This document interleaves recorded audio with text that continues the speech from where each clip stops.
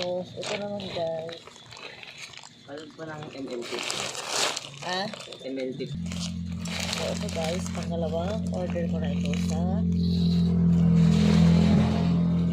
TikTok.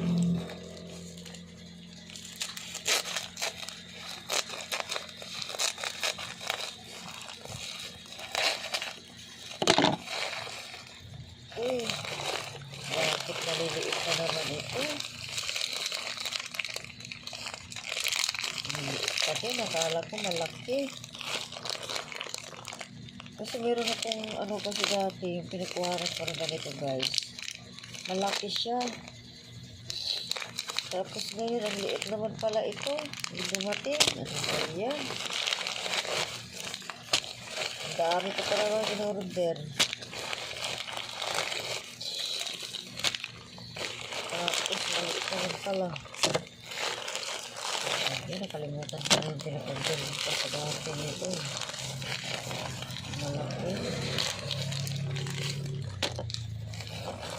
Dami oh.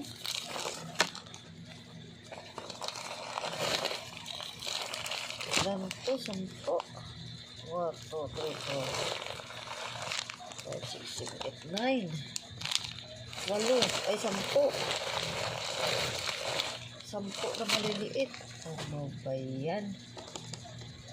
Akala ko kasi malaki siya. Kasi guys, wipes. Super legit kasi ito na wipes kasi hindi siya matubig. At saka mabango. Yung brand nito guys ay Foam Soap. Yan. Napaka ano nito guys. Malambot sa balat. Pag ipunas mo siya. Hindi siya piki na ano, na wipes. Kala ko malaki.